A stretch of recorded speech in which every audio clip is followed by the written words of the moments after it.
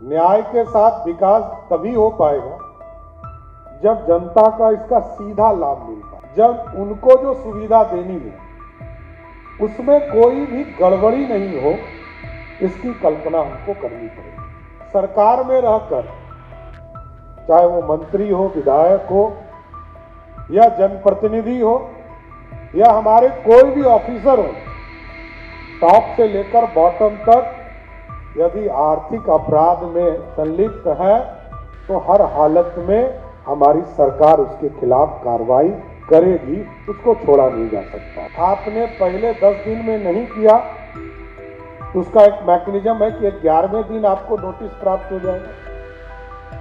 20 दिन में नहीं किया तो 21वें दिन आपको एक नोटिस प्राप्त हो जाएगा। और तीसरा जो अंतिम चेतावनी है, 25 दिन में यदि आपने पूरा नहीं किया तो 26वें दिन नोटिस प्राप्त होगा।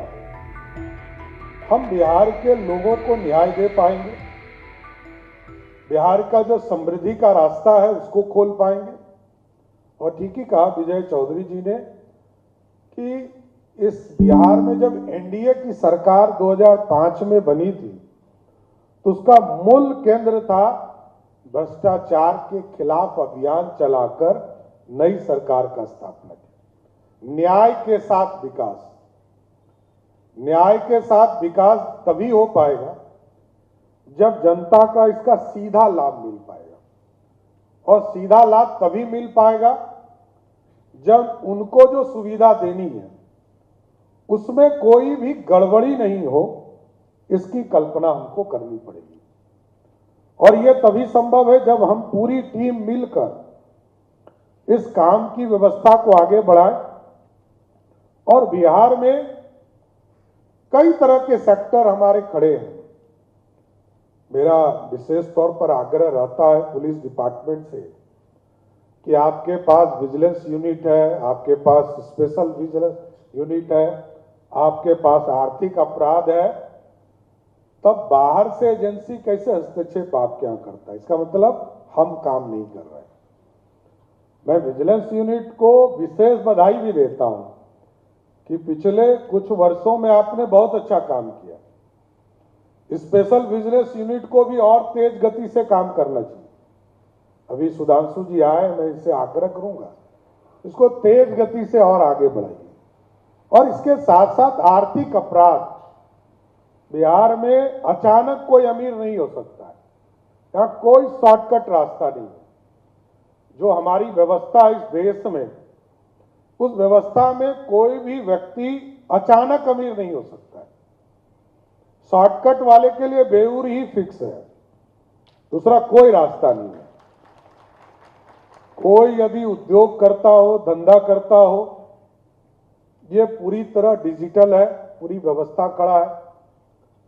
लेकिन कोई सरकार में रहकर, चाहे वो मंत्री हो, विधायक हो या जनप्रतिनिधि हो या हमारे कोई भी ऑफिसर हो, टॉप से लेकर बॉटम तक यदि आर्थिक अपराध में संलिप्त है तो हर हालत में हमारी सरकार उसके खिलाफ कार्रवाई करेगी, उसको छोड़ा नहीं जा सकता है।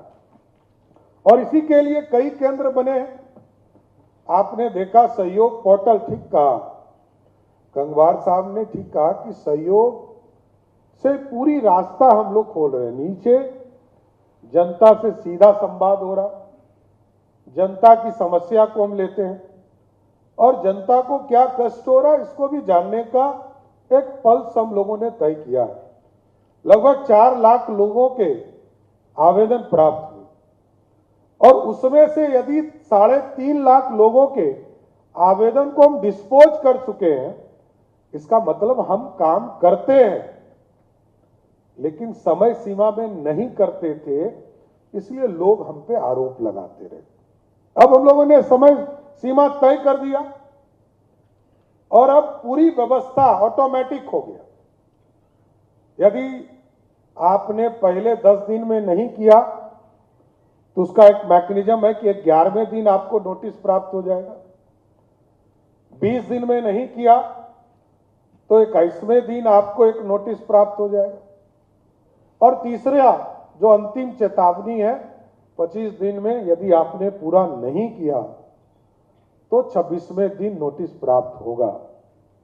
और सबसे खुशी का विषय यह है कि पहला नोटिस हमने 9,000 लोगों को दिया, दूसरा नोटिस मात्र 350 लोगों को दिया, और तीसरा नोटिस एक ही पदाधिकारी हमको पूरे बिहार में मिला, जो एक पदाधिकारी था जिसने हमको तीसरा नोटिस देने लायक बताया, तो उसको नोटिस देना पड़ा।